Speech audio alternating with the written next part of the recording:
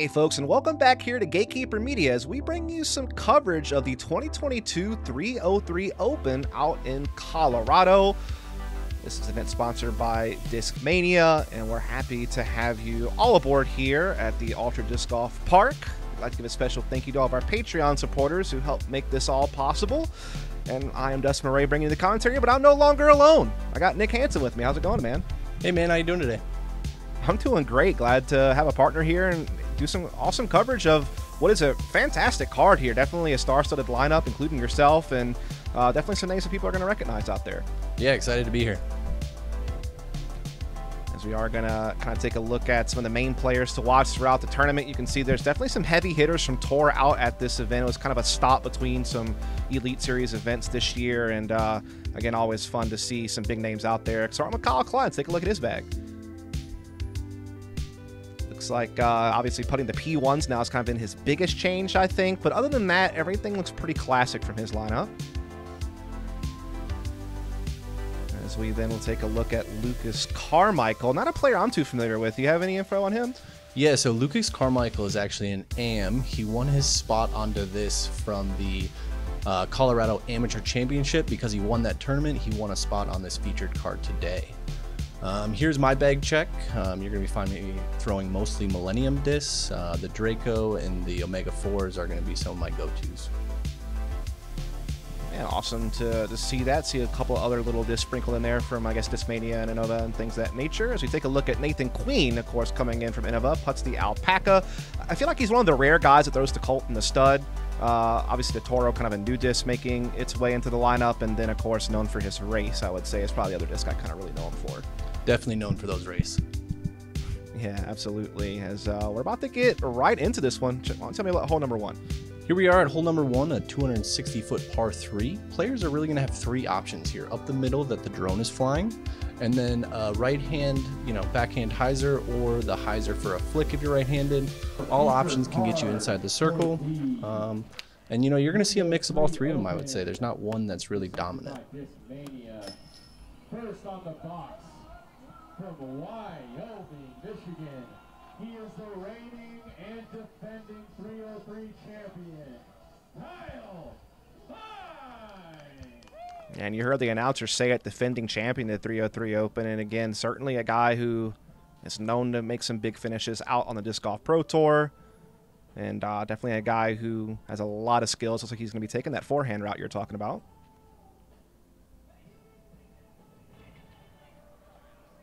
They go like that. Unfortunate roll there, but almost acing it. You can't be mad about that on the first shot.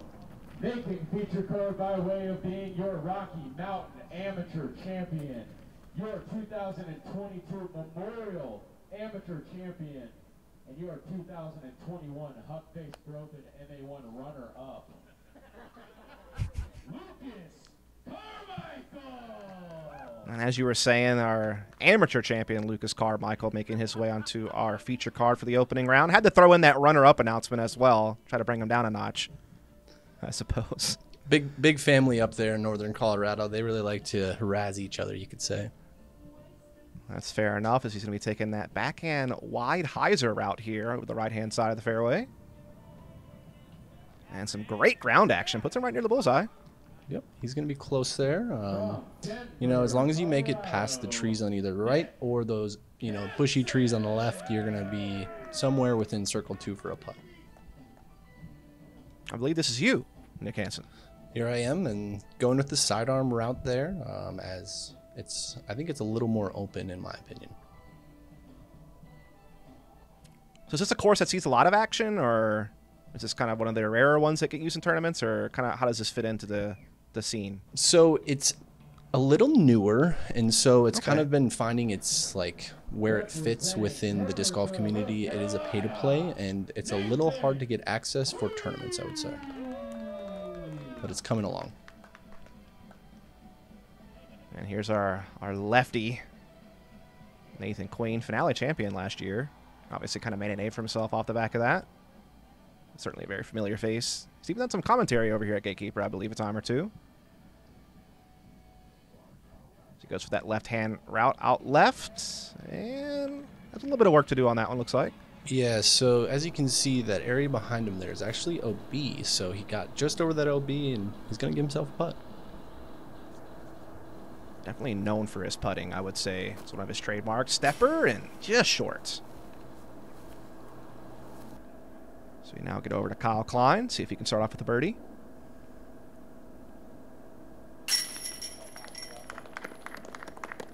That'll do. Pretty much dead center there. Just enough height. You can see him breathing there. He's got that first birdie out of the way. Myself here, about the same length as Kyle. Well, there you go. Starting off with a birdie as well. Late to the crowd a little bit. So pretty good start here for the card. Again, Nathan kind of had a lengthy one. And oh no. That just took a wild ride once it hit metal. Unfortunately, not finding the basket, so we'll have to settle for par on that one. So get over the hole 2. Why don't you tell me about this one? Hole 2 is a 388-foot par 3. You're going to have OB on right and left side with the path and the fence. Most shots you're going to see are going to go from left to right to get to the basket, whether that's backhand or a forehand.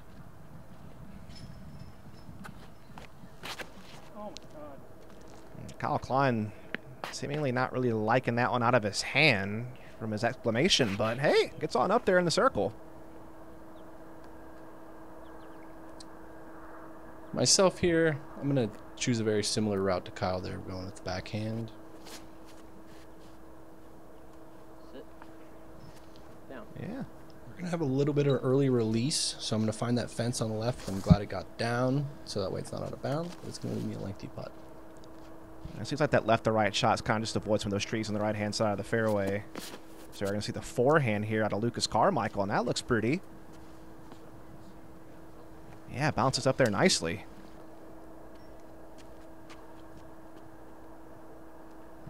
Definitely a nice lefty backhand hole here for Nathan Queen to attack. Trying to go right up the gut with the slight turning shot. Looks like he came up a little bit short there. Going to be a little short, inside circle 2.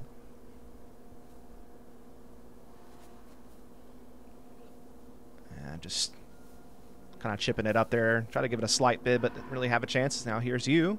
Kind of just outside the circle, looks like. So this basket is on a little bit of a hill, so it's almost an uphill putt for us. Gets up on a roll, but settles down, so it doesn't give you too much trouble. So Lucas Carmichael's able to stick it for birdie, so kind of making up for the putt on hole 1 with the immediate bounce back, which is nice to see. So we now get the Kyle Klein, who is our closest to the pin off the tee, but still fairly lengthy putt. Looks like he'll come up just wide on it, so I'll have to settle for par.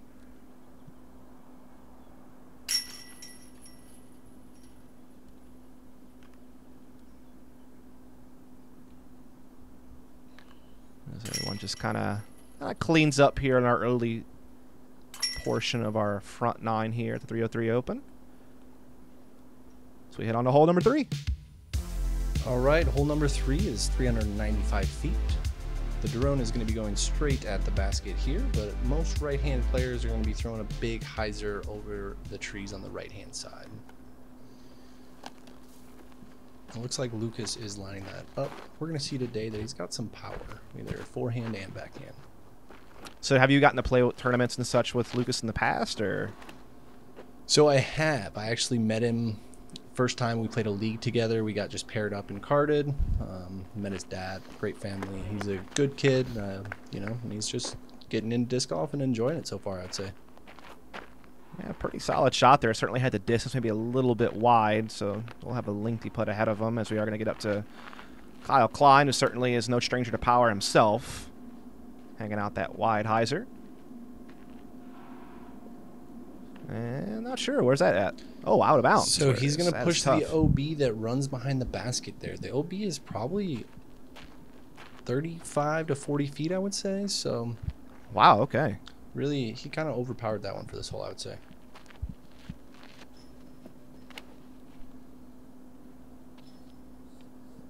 Looks like he took a similar line here.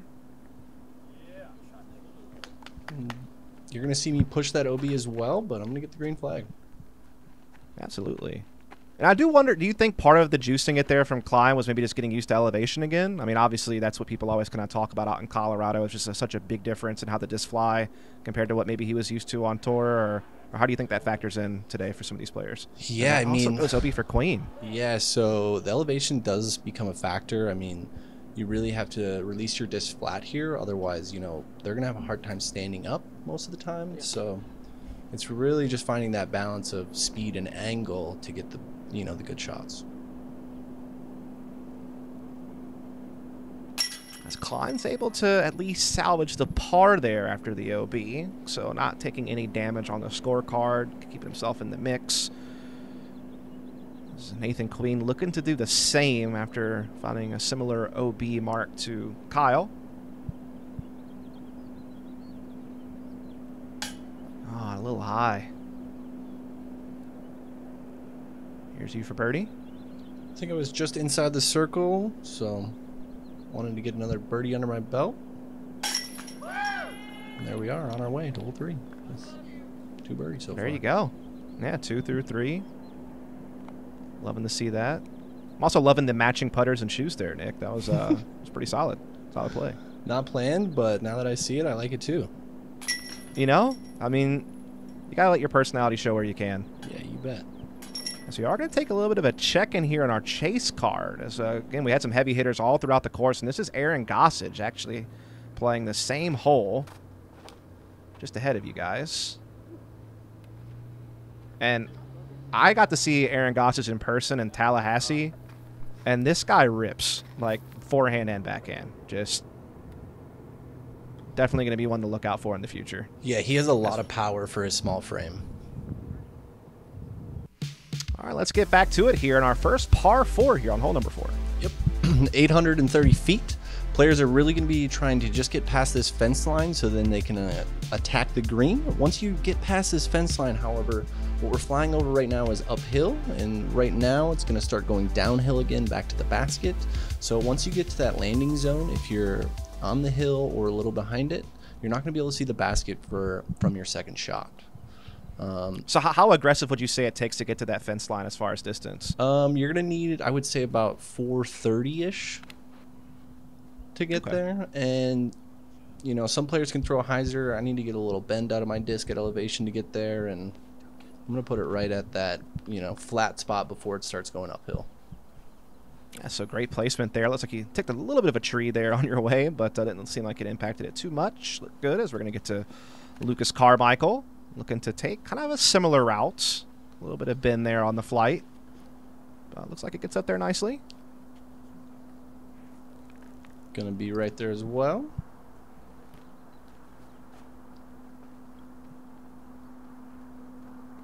Now we get over to Kyle Klein.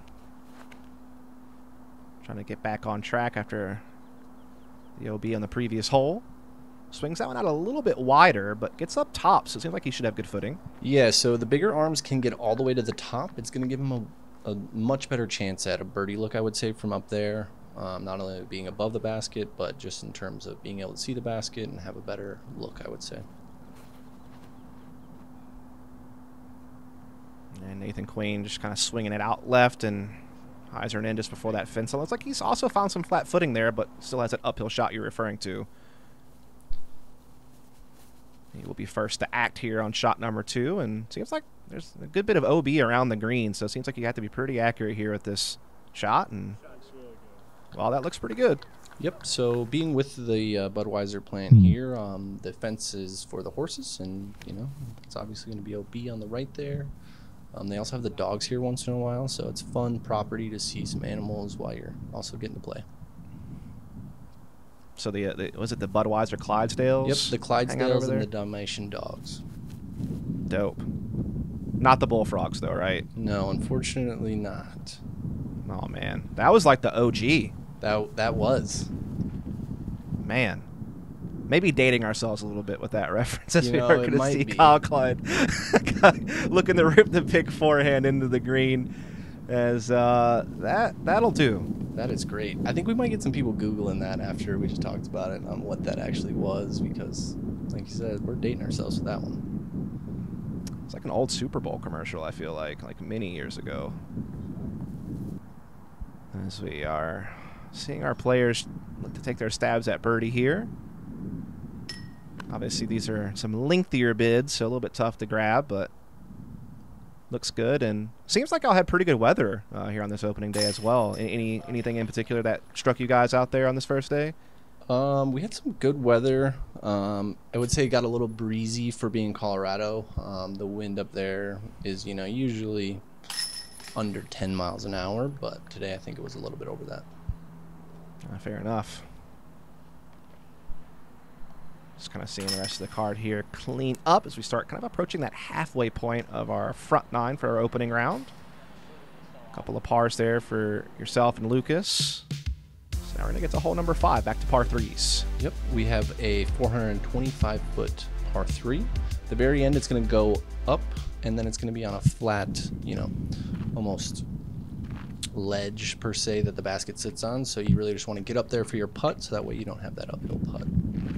So you'd say it probably plays closer to 450? I would say that. Okay. Well, Kyle Klein just happens to have 450 on a straight hyzer even. Yeah, let's take a look at this in a little bit more detail, actually.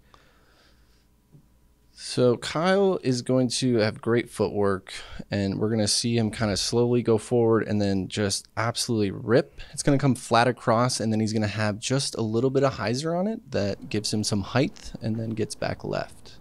And as we saw, it was right to the basket. As we're going to see Nathan Queen kind of testing that left-hand side fence, but gets back with plenty of stability. And we'll nestle up there near the circle, it appears. And then here I am going to be throwing that hyzer with a Scorpius.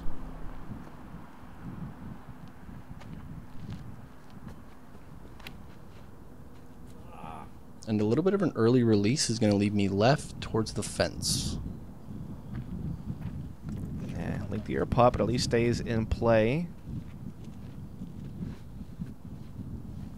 Now we get up to old Lucas Carmichael here. Playing that big hyzer out wide. As you noted, certainly a man with plenty of power, and gets that one well up there. Nearly pin high, a little wide though. I'm going to find myself right on the backside of circle 2, but still giving me a chance for birdie. Oh, looked like he came up just short. Thought they looked online though. But should have no problem getting par at the very least. We get up to Lucas. A little wide left, it appeared there. I mean, Nathan Queen and Kyle Klein put themselves in great position to score here off the tee. That shot putt will stick, no problem. I think it's just kind of a tap-in for Kyle, if I'm not mistaken. Look, he was pretty much parked. Yeah, I think he's, yep, as we see, Lucas cleaning up, so he's even closer. I think he hit the bottom of the pan, so just kind of stuck him right there. And so it'll be back-to-back birdies here for Kyle Klein as he remains our leader thus far. Of course, you're tied right there, kind of near him, probably towards second or third place at this point. And as we wrap up, we'll be back after a short break. Hi guys, Ricky Wysocki here. We are starting the Saki Bomb Foundation. The main goal for me is to really give back to the sport, start kids from a young age, and expose them to the great sport of disc golf that we all love. We got a website going, sakibombfoundation.org. There's lots of different things you can do on the website. I've heard the older generation of disc golfers saying, I wish I would have started disc golf when I was younger, and now I'm able to start these kids off at a young age through my foundation. It really means a lot to me, and it means a lot for the sport. To donate and go to the website, sakibombfoundation.org. And we got another par 3 ahead of us here on hole number 6. Number 6 is 375 feet, one of my favorite holes on the course. It's going to be also the tightest hole on the course. OB right and left. We got the fence on the left. There's going to be an OB line on the right. But really, these players are going to be looking to throw a flip-up shot through the gap to get all the way up there. Kyle Klein is still here on the box. As you said, a little bit of a tunnel you have to kind of navigate through up to the pin. Nice straight looking shot here from Kyle Klein, and that'll bounce right there near the fence, and I assume you get the meter there. You do, but that one I don't think has the barbed wire, so it'll only be 1 meter. Gotcha. Some of the fences on the property do have barbed wire, so.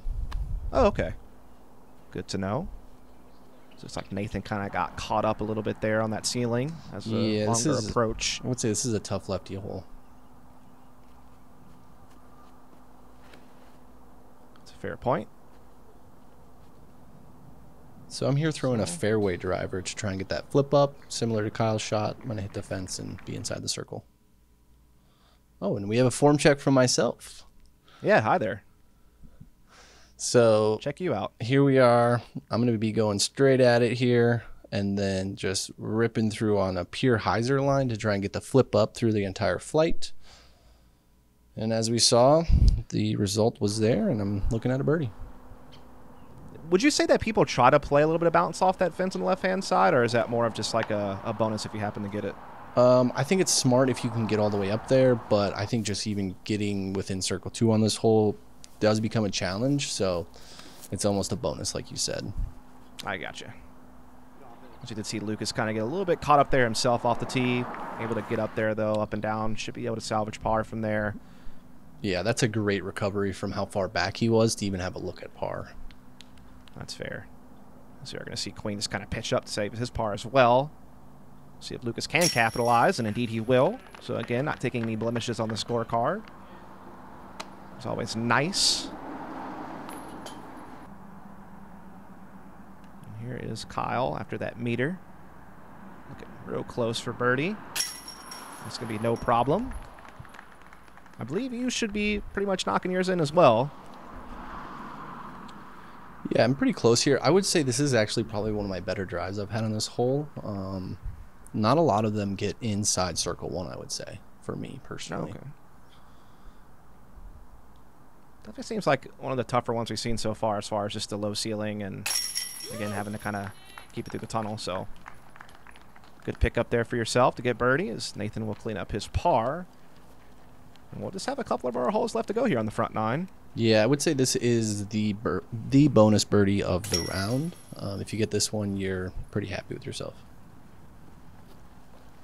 So take a look at hole number 7. Looks like a pretty fairway here for 345 feet. Yeah, you're going to see the horse pit on the right, and then the road all the way around that's going to be OB, so players really have to get a good placement shot. And just a big hyzer here over the fence you're referring to, and a little bit more power. That thing might have been in there. That was almost placed in the basket. Absolutely. Looks like you're going to be taking the forehand route, huh?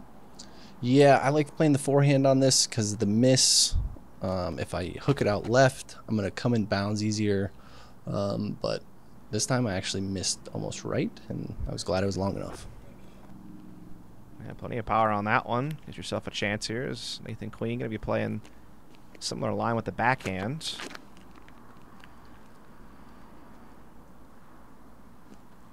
And I'm sure he'll be pretty happy with that. A little deep, but not bad. Yeah, I would say this is in the realm of must get for this course. There's a lot of holes that are out here are attackable, and this one is, I would say, a must get. Yeah, Lucas looks like he will be claiming it there with that tee shot. Very well might be the CTP, honestly, as we're going to see you stepping up the putt. Right about circle's edge here. And just short. Yeah. On line, but we'll have to settle for par on that one, as we're going to see the putt fall for Nathan Queen. And that putt's coming along for him, so. Yeah. Did have that one bogey, I believe, on a hole 3, but he's starting to pick up the pace here.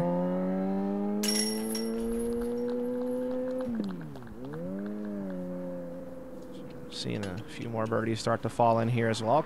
Kyle Klein, 4 in a row. Really starting to build up that lead as he is sitting in solo first position.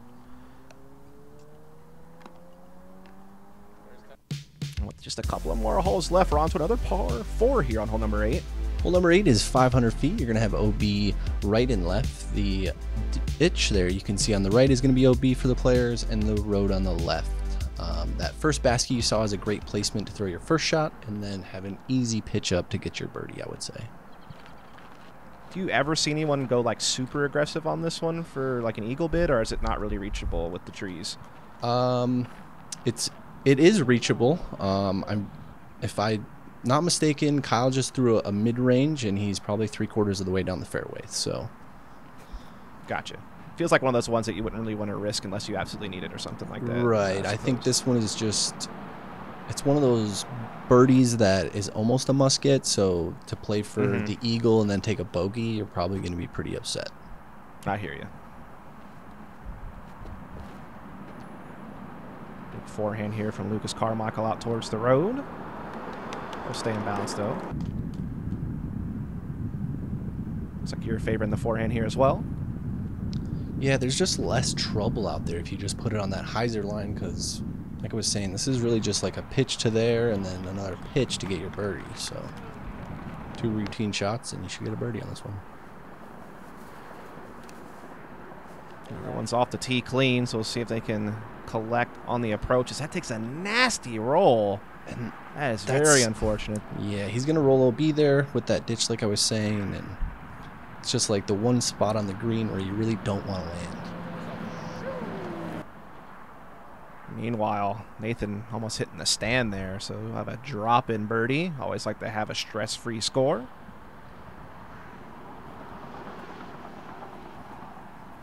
That's a good looking up from yourself. We're going to be there as a drop-in as well. Kyle Klein with a big stepper. Trying to give it a little something, something.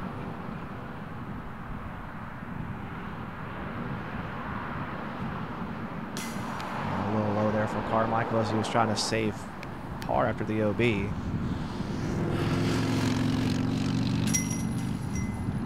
As you can see, Kyle Klein, who had a long eagle bid there, is still able to collect a birdie, no problem. Looks like yourself and Nathan Queen will do the same.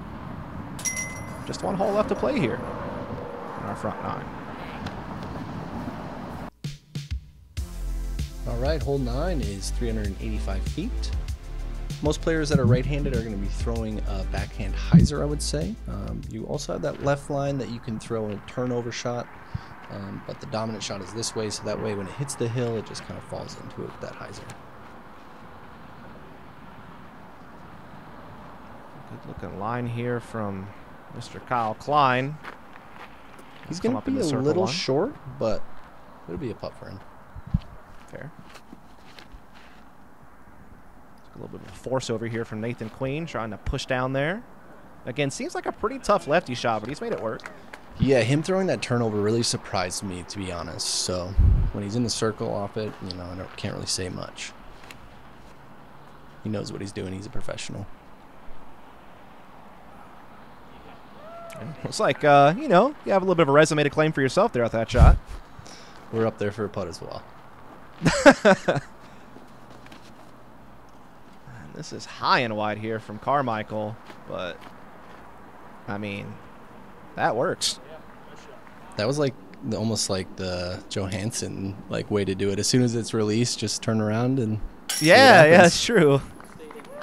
That would make me so anxious. I have to at least, you know, have a decent idea where it's going. Yeah, I can't do that personally. I also feel like you would lose this that way, maybe. Maybe you just trust your card to watch your disc, I guess. That's a lot of faith to have in other humans. Are going to see the putt fall there for Klein and Carmichael for birdie. I mean, I guess the rules state you kind of do have to pay attention, right? They do state that. Yes. Do they actually always pay attention? I don't know. Yeah. Just like every stick's in my stance nowadays, just so you know. Yeah, and my stance is 8 feet long. Exactly. I'm just going to lay on the ground. That's how I throw. What are you going to do about it?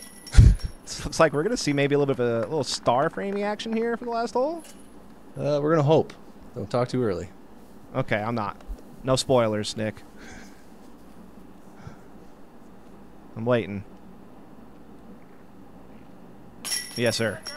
We've done it. We've only gone and done it. First star frame of the day.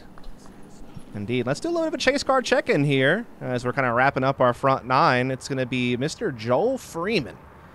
who is, again, making a name for himself for sure these last couple of years out on tour. Very animated guy. And I believe this putt was to put him to 6 under on the front 9. As you can see, it's a lengthy one. And, well, no problem. No doubter, dead center. So having a heck of a time over on that chase card. We're going to wrap things up here for our front 9 on the opening round to 303 Open. Let's do a little bit of a check-in here on the front 9. As you can see, Klein having a hot start, 7 down through 9, but you had a pretty solid round there yourself, still in second place at 5 under. Yeah, I'm not mad about that. You know, we're going to move on to the back and keep on hopefully get birdies.